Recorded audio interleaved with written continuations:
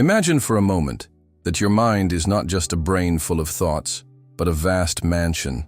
Each corridor leads to chambers you've walked through many times, the familiar rooms of daily habit, the offices of logic, the chambers of memory. But in this mansion, there are also doors locked from the inside, hallways you've never dared to enter. You know they are there, yet the handles feel cold, the hinges rusted.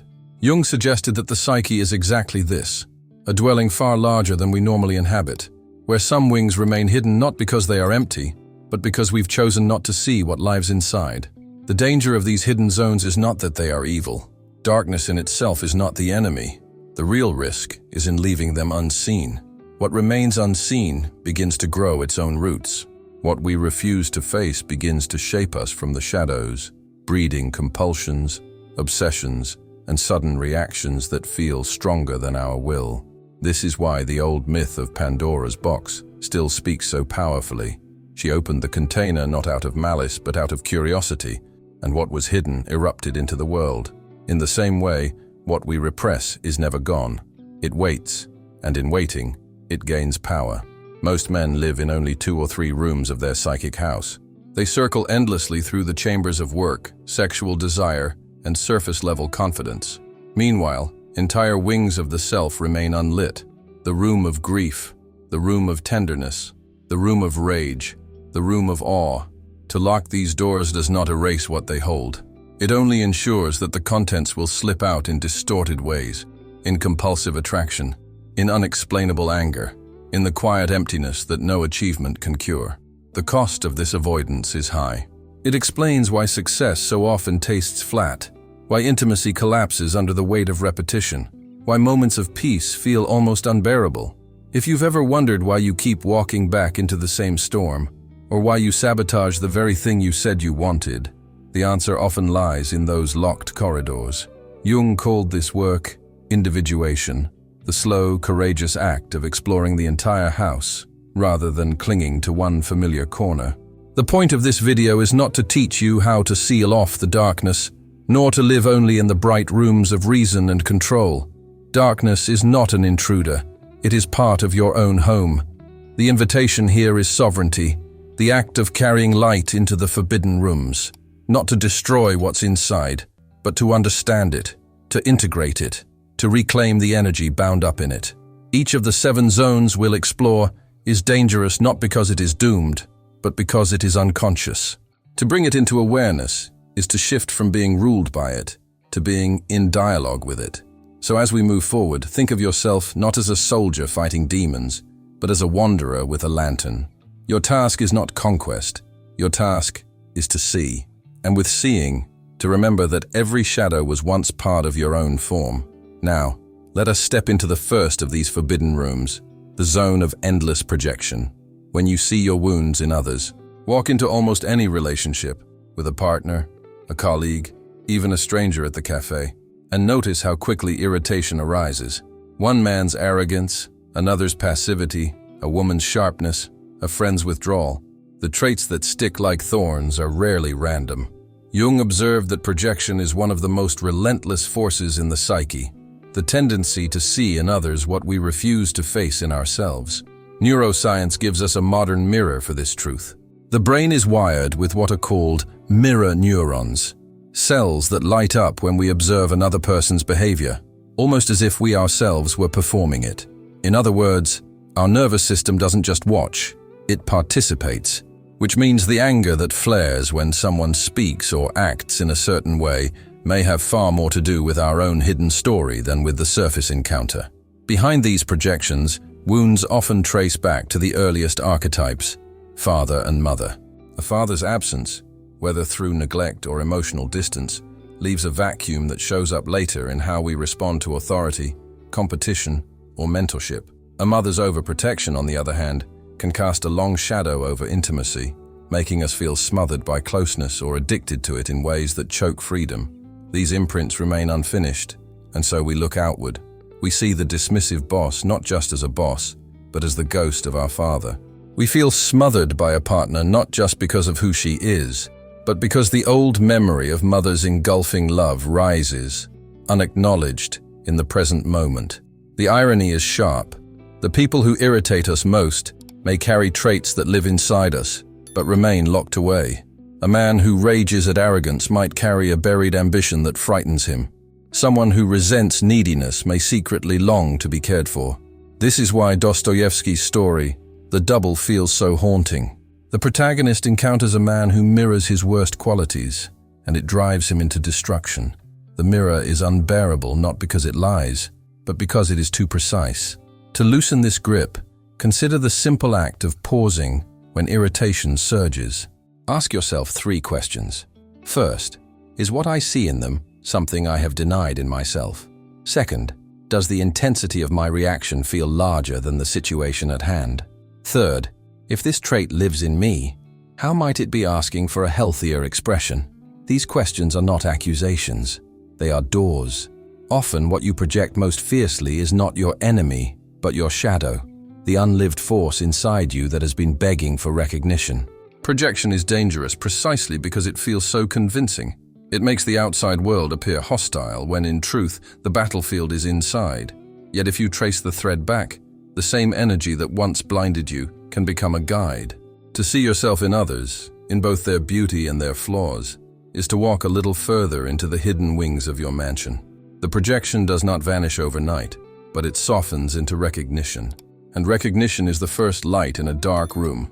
From here, we step into another chamber, one shaped not by anger at others, but by the hunger for their applause. The zone of compulsive validation, chasing applause that never satisfies. There is a hunger that never fills. It looks like achievement, applause, and success on the outside, but inside it tastes like air. Many men live caught in this pursuit. More likes, more approval, more reassurance that they are enough. Jung would call this the trap of the wounded hero, the archetype of a man who is still fighting to prove his worth to a world that once made him feel invisible. No matter how strong he looks, the engine underneath runs on emptiness. Neuroscience helps us understand why this cycle feels addictive. The brain rewards every like or nod of approval with a quick hit of dopamine, the chemical of pursuit. Dopamine is not about satisfaction, it is about the chase. Contrast that with serotonin, which comes not from applause, but from integrity, the sense of belonging and groundedness that emerges when we act in alignment with our values. The trouble is that dopamine feels urgent, electric, and fast, while serotonin is quiet, steady, and slow. This is why validation feels intoxicating in the moment, yet leaves a hollow echo once the applause fades. It is not proof of your value, it is evidence of dependence. Nietzsche saw this dynamic long before neuroscience. He warned against living under the gaze of others, calling it a form of slave morality. To base your worth on whether others approve is to hand them the keys to your psyche. You may look free on the outside, but you remain chained on the inside. Many men today, scrolling late at night or chasing numbers in their careers, feel this chain tighten, but do not yet name it. The quiet despair of, "Is this all there is?" is the wound of compulsive validation speaking. What softens this cycle is not grand gestures, but a shift in how attention is measured. Instead of performance journaling, tracking how others react, how many noticed, how many applauded. Imagine integrity journaling, writing down not what the world gave you, but whether your actions today aligned with the values you claim to live by. Did you speak with honesty? Did you act with fairness? Did you keep your word? These are not external trophies. They are internal anchors. They feed serotonin, not dopamine. They steady the nervous system instead of spiking it. The danger of this zone is subtle. Unlike rage or chaos, it often wears the mask of success. But if you listen closely, you may recognize the hollow beat beneath the noise. Validation cannot give you identity. It can only mirror back the insecurity you carried into the chase. Once you taste the difference between applause and integrity, you begin to see how many of your choices were built on the need to be seen, rather than the desire to live in truth. The mansion of the mind does not stop here. Beyond validation lies another corridor, darker and more magnetic. It is the zone where attraction itself becomes a trap, where what feels like destiny is often nothing more than repetition of the oldest wound. The zone of trauma repetition. When attraction feels like destiny, there is a peculiar intensity in certain kinds of attraction. It feels magnetic, fated, as though the universe itself arranged the meeting. Many men mistake this surge for destiny. Yet Jung, along with modern psychology, suggests another possibility. What feels like chemistry may in fact be the reenactment of an old wound. The psyche, still yearning to resolve what was never healed in childhood, repeats the story through new faces, new lovers, new disasters. At the archetypal level, this often roots in the wounded anima or animus, the inner feminine or inner masculine images that shape our desires. If a man's first experience of the feminine came through a mother who was unpredictable, unavailable, or engulfing, that imprint does not simply vanish. Instead, it becomes the unconscious template for attraction. The nervous system seeks what is familiar, not necessarily what is safe, and so a partner who is inconsistent, withholding, or volatile may feel irresistibly magnetic, precisely because she awakens the old chaos that the psyche still longs to resolve. Neuroscience calls this dynamic a trauma bond, and here lies the paradox. The bond grows stronger, not weaker, when pain and affection are mixed. Oxytocin, the chemical often called the bonding hormone, surges not only during intimacy and closeness, but also in cycles of rupture and repair. This is why relationships marked by conflict and reconciliation can feel almost addictive. The more turbulence, the more the nervous system confuses intensity with intimacy. The inversion here is difficult, but liberating. What feels like passion is often the body replaying chaos. What feels like chemistry may be the nervous system saying, "I recognize this storm." The danger is that the storm feels alive, while stability feels flat, even boring. Many men end up walking from one partner to another, convinced they are chasing love, when in truth they are circling the same wound with different faces. One way to bring light into this zone is through pattern interruption. Lay out the map of your last 3 relationships, not in detail, but in essence. What was the wound that kept repeating? Was it rejection, suffocation, betrayal, indifference? Write it down as plainly as possible. Then ask, what part of me is still waiting for this story to end differently? This act does not erase the wound, but it reveals its shape. Awareness itself can slow the compulsion. Online forums are full of anonymous confessions that echo this pattern. Men write about chasing the same woman in different bodies, stunned by the repetition yet unable to break it. Beneath the surface, the repetition is not madness, but loyalty. Loyalty to an unfinished childhood bond. To name this is painful, yet also freeing. Once you recognize that destiny was often just repetition in disguise, you can begin to choose something different. This zone teaches that attraction is not always a compass toward truth. Sometimes it is a magnet pulling you back into the same labyrinth. And as with all labyrinths, the way out is not speed, but awareness. From here, we step into another chamber, one where the illusion is not attraction but control. The zone where discipline itself becomes a mask for fear. Discipline as disguise for fear. Control often looks like strength. A man who organizes every detail of his life, who never bends, who prides himself on rigid routines, may appear to others as disciplined, reliable, powerful. But Jung's work on shadow archetypes reminds us that appearances deceive. Sometimes what looks like mastery is only fear wearing a crown. He called this the archetype of the tyrant king, the one who clings to control not because he is secure, but because he is terrified of collapse. The body gives this away long before the mind admits it. Neuroscience shows that chronic micromanagement of life, relationships, or work often corresponds with elevated cortisol levels. Cortisol is the stress hormone that prepares the body to fight or flee.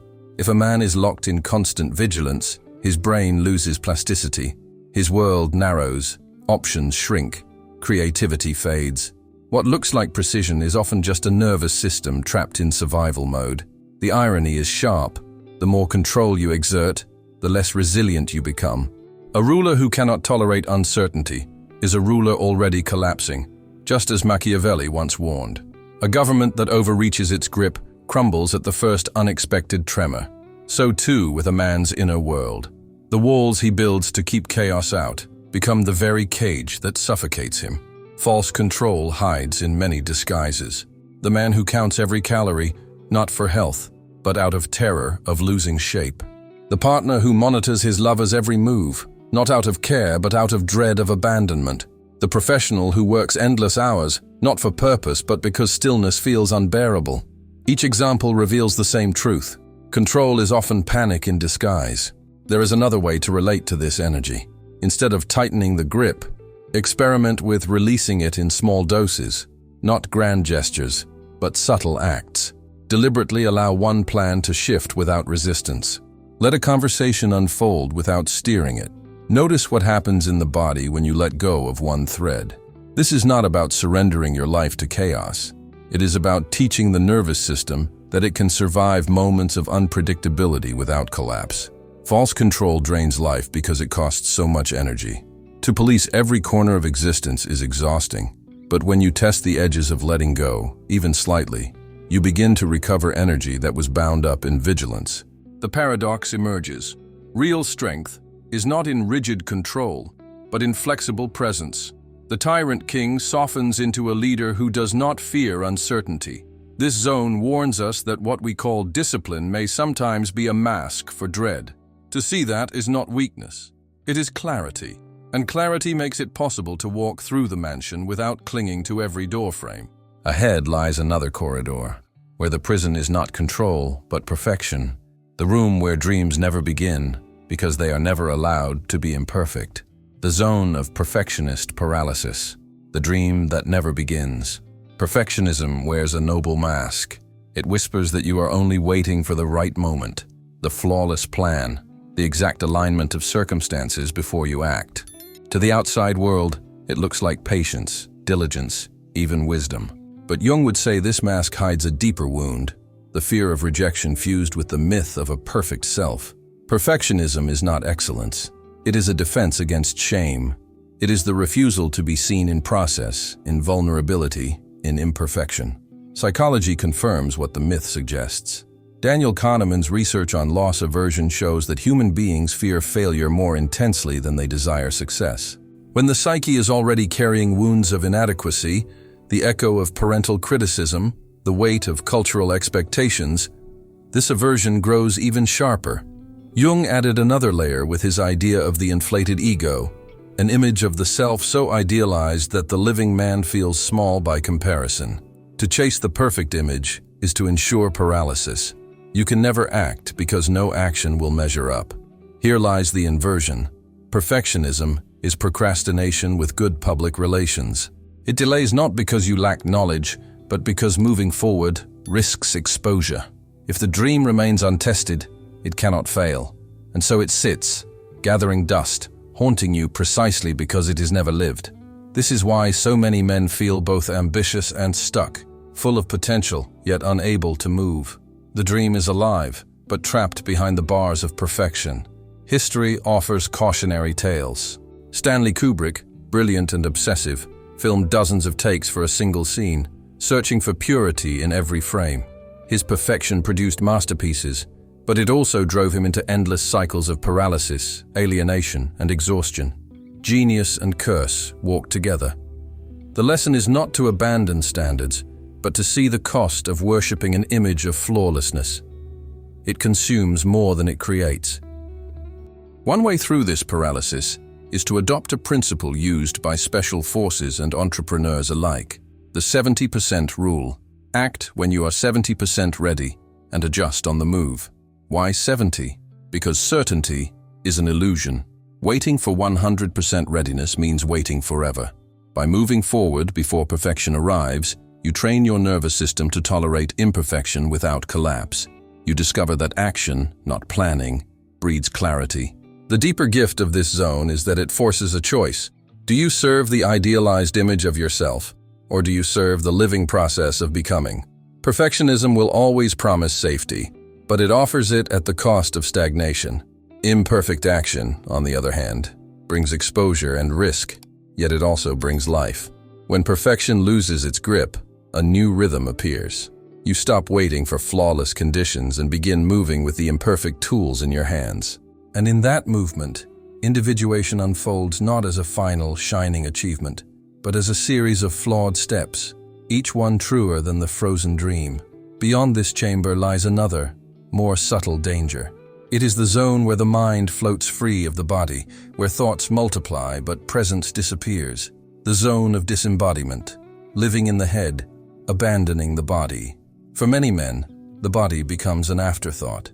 They live almost entirely in their minds, constructing plans, analyzing problems, rehearsing conversations that may never happen. To think is safer than to feel.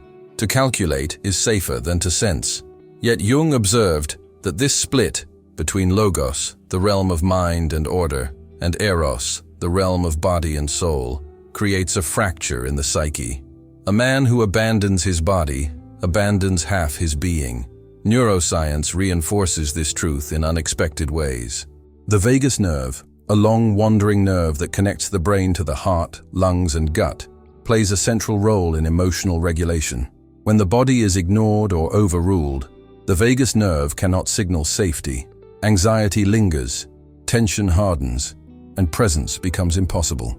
Thinking more in this state does not solve the problem. In fact, it deepens it. Analysis becomes a cage. Healing, paradoxically, often comes not from thought, but from sensation, from grounding, breathing, inhabiting the body again. The danger of disembodiment is subtle because it feels productive. Endless thought gives the illusion of progress, but it rarely leads to action or integration. Men caught in this zone describe a strange emptiness. They know much but feel little. They plan much but live little. The body becomes a vehicle to carry the brain around, rather than the place where life is actually experienced. Philosophy has long warned against this error. Schopenhauer reminded us that the body is not a mere vessel, but the will itself, the very engine of existence. To treat it as secondary is to sever yourself from reality. Without embodiment, even the most profound insights drift like clouds, beautiful but ungrounded. Reconnection does not require elaborate rituals. Even a simple 2-minute body scan can open the door. Sit or stand still, close your eyes if you wish, and notice the sensations in your feet, your legs, your stomach, your chest. Do not try to change them.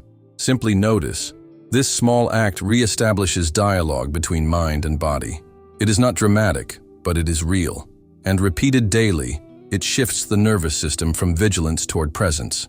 Disembodiment is dangerous, not because the mind is evil, but because the mind cannot carry the whole burden of life. To live in thought alone is to exile yourself from the ground of being.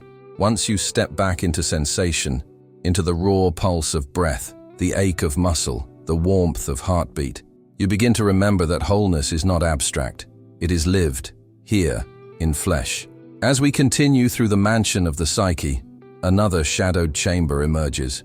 It is not the absence of the body that haunts this room, but the inflation of the shadow itself, the danger of becoming the very monster you once swore to resist. The zone of shadow inflation, becoming the monster you wanted to defeat. There comes a moment in the journey of self-discovery when a man encounters his shadow, the parts of himself he has denied, rejected, or exiled. At first, the shadow appears only in fragments, through projection or sudden emotion. But when it finally steps into awareness, the experience can be overwhelming. Jung warned that repressing the shadow makes a man weak, while glorifying it makes him dangerous. This is the dilemma of shadow inflation, mistaking integration for indulgence, confusing strength with cruelty. The archetype here is the dark knight, a man who embraces his shadow without balance. He begins by reclaiming anger, lust, or ambition that he once denied. At first, this feels liberating, but instead of weaving these forces into a fuller humanity, he begins to worship them. Discipline becomes domination. Assertiveness becomes aggression. Desire becomes conquest. He tells himself he is strong, yet he is simply possessed by what he once fled. Psychology names this process shadow possession.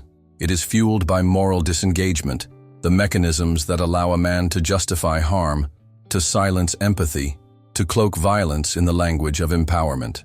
What begins as a quest for sovereignty can mutate into a rationalization for cruelty. The danger here is not theoretical. History is filled with men who began as seekers of truth and ended as tyrants, undone not by their enemies, but by their inflated shadow. The twist is that shadow integration is never about glorification. The shadow is not meant to rule, it is meant to converse. A man who integrates his shadow does not give it the throne, he gives it a voice. This is where the practice of integration dialogue becomes vital. In the quiet of a journal, write with two voices. One as the ego, the part of you that narrates daily life, and the other as the shadow, the part that holds repressed rage, longing, or envy. Allow them to speak back and forth until their tones soften, until they move from opposition toward recognition. Culture offers vivid stories of shadow inflation. Walter White, the protagonist of Breaking Bad, begins as a man who represses his power, his ambition, his rage. Once he taps into them, he believes he has found freedom. But step by step, his integration becomes possession. He does not master the shadow masters him. His transformation is often mistaken for empowerment, but it is in truth a tragic caution. When the shadow is glorified instead of integrated, a man becomes the very monster he once opposed. The invitation of this zone is sobering. Strength is not cruelty. Power is not domination. Integration means carrying the full spectrum of your being without losing the thread of empathy, humility, and presence. To walk with your shadow is to carry fire without burning down the house. It is to know that your darkness is part of you, but not all of you. With this final chamber explored, the mansion reveals its deepest lesson. Every dangerous zone is not meant to be escaped, but navigated. To end, we return to myth. The image of Theseus entering the labyrinth, carrying not just a weapon but a thread. The thread that ensures he can return to himself, carrying the torch into the cave. We began with the image of the mind as a mansion, full of rooms both familiar and forbidden. Along the way, we walked through 7 zones where unconscious patterns distort life: projection, validation, trauma repetition, false control, perfectionist paralysis, disembodiment, and shadow inflation. Each one is dangerous not because it is evil, but because it operates unseen. What remains unconscious governs us, while what is brought to light becomes part of our wholeness. The task is not to kill every monster, nor to seal off every corridor. Jung often reminded his students that individuation is not about becoming pure, but about becoming whole. Like Theseus entering the labyrinth, the point is not only the battle but the thread, the thin line of awareness that leads back to the self.